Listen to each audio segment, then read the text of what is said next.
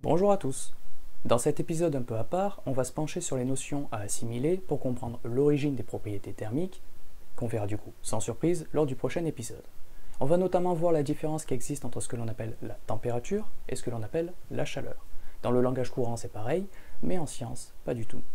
Et avant d'en parler, je vais en profiter pour vous présenter un concept clé, celui de l'énergie. Alors le concept scientifique, pas le truc mystique d'orientation des meubles du salon et autres chakras. L'énergie, c'est une valeur qu'on attribue à ce qu'on appelle des systèmes, terme qui désigne simplement le truc qu'on étudie, et qui permet soit de le décrire lui, son état et sa capacité à se modifier, le tout de manière quantifiée, donc avec des chiffres, soit de décrire ses évolutions et les échanges qu'il peut avoir avec d'autres systèmes, toujours de manière quantifiée. On peut voir l'énergie comme une monnaie d'échange des phénomènes physiques qui sert à quantifier la capacité à évoluer et à produire une action, que ce soit le déplacement d'une masse, la déformation d'un morceau de matière, la production de lumière, un échauffement, etc. Comme les forces, elle n'est pas réelle cette notion d'énergie, puisque de toute façon la question du réel est devenue compliquée avec l'avènement de la mécanique quantique. C'est simplement ce que nous, humains, nous utilisons pour décrire ce que l'on observe, et même pour parfois faire des prédictions, dans les cas les plus simples. Son unité dans le système international est le joule, du nom de James Prescott Joule, un physicien anglais qui est juste le daron de ce qui touche à l'énergie, et qui est notamment à l'origine du sacro-saint principe de conservation qui dit que dans un système isolé, l'énergie est une valeur constante. Bon, ça veut dire quoi tout ça? Eh bien, prenons un exemple. Si, en haut d'un immeuble, je maintiens dans ma main une boule de pétanque au-dessus du vide et que je la lâche, pas besoin d'avoir fait Polytechnique pour savoir qu'il vaut mieux ne pas se trouver en dessous, ni pour savoir que plus je la lâche haut ou plus elle est lourde, plus la boule fera de dégâts en tombant. Maintenant, voyons cela sous l'angle énergétique.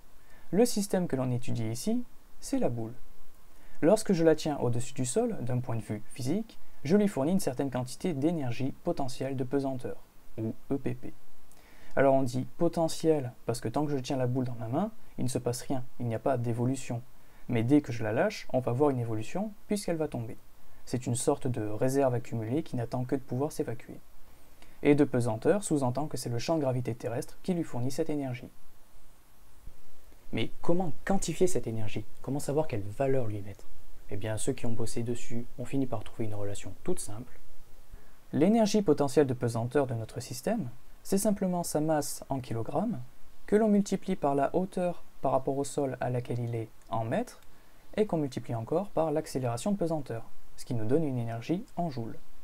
Concrètement, l'énergie sera plus grande si l'objet pèse plus lourd, si on le lâche depuis une altitude plus grande, ou si l'attraction gravitationnelle est plus forte, ce qui semble plutôt cohérent. Pour une boule de pétanque, on peut partir sur une masse de 700 grammes, soit 0,7 kg. Pour la hauteur, si on prend un immeuble de 6 étages, on est à peu près 21 mètres du sol. Petite précision, ici, l'altitude à laquelle est placé l'immeuble ne compte pas, peu importe qu'il soit au niveau de la mer ou en haut de l'Everest. Ce qui va importer, c'est la différence de hauteur qu'il va y avoir entre le sol au pied de l'immeuble et la boule de pétanque. L'accélération de pesanteur, c'est la valeur qu'on attribue à cette « force » entre guillemets qui vous plaque au sol. Sur Terre, elle vaut 1 G par définition, soit 9,81 mètres par seconde au carré. C'est sa valeur. Pour comparer, sur la Lune, elle est de 0,16 G, donc vous vous y sentiriez 6 fois plus léger que sur Terre, alors que sur Jupiter, elle est plutôt de 2,4 G, donc vous vous y sentiriez plus de 2 fois plus lourd. Mais ce serait le cas des doigts aussi. Revenons à notre boule de pétanque. Avec les valeurs données, on trouve que l'énergie potentielle de pesanteur accumulée serait de 144,2 joules. Mais à quoi ça nous sert de lui avoir attribué cette valeur? Si je la lâche, elle tombe. Mais ce qu'on constate, c'est qu'elle n'atteint pas instantanément sa vitesse maximale. Sa vitesse va augmenter jusqu'au moment de l'impact, sur le sol en bas, sauf si quelqu'un passe au mauvais moment. Mais comment évolue exactement cette vitesse? Et est-ce qu'on peut prédire à l'avance sa valeur juste avant l'impact? Eh bien oui, parce que comme l'avait dit Joule il y a quelques siècles, l'énergie, ça se conserve. Dans le cas présent, la boule prend de la vitesse dans sa chute. Son énergie potentielle de pesanteur se convertit alors en énergie cinétique. L'énergie cinétique, associée donc à l'idée de vitesse, est donnée par la masse du corps en mouvement qu'on divise par 2 et qui est multipliée par sa vitesse au carré. Donc, si la vitesse est égale à 0, comme c'est le cas au début de l'expérience, quand la boule est encore dans ma main, eh bien son énergie cinétique est nulle. Mais la conversion d'énergie qui s'opère ne se fait pas tout d'un coup, parce que lorsque la boule aura parcouru le premier mètre, elle sera en mouvement et aura donc une énergie cinétique. Mais elle sera encore à 20 mètres du sol, donc elle aura encore de l'énergie potentielle. Dans le cas simple du corps en chute libre qu'on a ici, en supposant que les frottements à l'air sont totalement négligeables, on peut écrire que l'énergie mécanique totale du système qui je le rappelle est notre boule de pétanque, c'est la somme à tout moment de l'énergie potentielle de pesanteur avec l'énergie cinétique, et c'est une valeur constante suivant le principe de conservation. C'est-à-dire qu'à n'importe quel moment de la chute, on aura toujours 144,2 joules dans le système étudié. C'est cette égalité qui va permettre de prédire la vitesse à l'impact de la boule, puisque juste avant, l'énergie potentielle sera égale à 0, étant donné que l'altitude par rapport au sol sera de 0 m. Toute cette énergie potentielle se sera alors à ce moment-là convertie en énergie cinétique. C'est bien ce que l'on retrouve si on trace un graphe de l'évolution des trois énergies en fonction de la distance parcourue par la boule dans sa chute. À 0 m, c'est-à-dire quand la boule est dans ma main, elle n'a que son énergie potentielle de pesanteur. Tout en bas, après avoir parcouru 21 mètres, l'énergie potentielle est nulle, totalement convertie en énergie cinétique. Et en permanence, l'énergie mécanique totale du système est constante. En retournant l'équation de l'énergie cinétique, on trouve que nos 144,2 joules pour notre boule de pétanque donnent une vitesse finale de 20,3 mètres par seconde, soit presque 73 km/h. De quoi faire très mal. Alors j'espère que cet exemple vous aura permis d'assimiler un peu ce concept qui n'a pas nécessairement de réalité physique, c'est simplement un outil mathématique très utile qui nous permet, comme les forces, de décrire ce qu'on observe. Là on avait un cas extrêmement simple de conversion d'une forme d'énergie en une autre, avec les conséquences que cela a physiquement, à savoir la chute de la boule et son accélération. Mais vous pourriez vous demander qu'est-ce qui se passe au moment de l'impact. Eh bien l'énergie cinétique va être convertie sous de nombreuses formes. Le sol peut se fissurer, dissipant de l'énergie chimique par rupture des liaisons dans la matière, parce qu'on associe aussi une énergie aux liaisons atomiques, et dissipant de l'énergie cinétique aux éclats qui volent, ainsi qu'à la boule qui rebondit. L'énergie cinétique initiale se transforme aussi souvent en énergie thermique, qu'on observe avec un échauffement local. Un phénomène très marqué quand ce sont des météores qui tombent à la place des boules de pétanque. On constate la même chose quand un véhicule freine. Il ralentit, donc il perd de l'énergie cinétique. Mais en fait, il ne la perd pas vraiment. Elle est convertie en énergie thermique par échauffement des freins et en énergie chimique par usure des plaquettes. Ce qui va nous intéresser là-dedans, c'est cette énergie thermique. Et lorsque cette énergie thermique est échangée entre deux systèmes, on va parler de chaleur. Donc, la chaleur, c'est une énergie qui s'exprime en joules. Elle est omniprésente en tant que perte dès qu'on a des frottements, ce qui peut être très utile quand on a froid aux mains. Et bien évidemment, on l'a aussi quand on la cherche directement pour se chauffer. Lorsqu'on fait brûler du bois dans la cheminée, on convertit une partie de l'énergie chimique contenue dans les liaisons du bois en énergie thermique, et donc en chaleur. Mais un thermomètre, ça indique des degrés Celsius, ou peut-être des degrés Fahrenheit, mais pas des joules. C'est quoi du coup le lien entre température et chaleur? Eh bien pour répondre à ça, voyons d'abord ce qu'est l'énergie thermique à l'échelle des atomes. Comme pour la rigidité ou la densité des matériaux, beaucoup de choses s'expliquent en étudiant ce qu'il se passe à l'échelle atomique. Ici, c'est très simple. Pour toute température supérieure au zéro absolu, soit moins 273,15 degrés Celsius, les atomes vibrent. Ils s'agitent et oscillent autour de leur position moyenne, et plus la température est élevée, plus ils vibrent vite. Or, ces atomes ont aussi une masse. Et qui dit masse et vitesse, dit énergie cinétique. Eh bien, l'énergie thermique contenue dans un morceau de matière, c'est ça. C'est simplement l'énergie cinétique de ses constituants qui s'agitent. Et la température, c'est une mesure indirecte de cette agitation.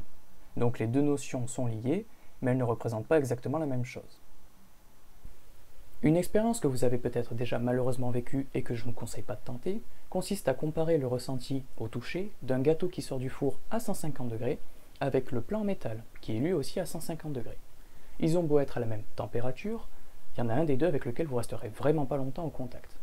Pourtant, ils sont à la même température.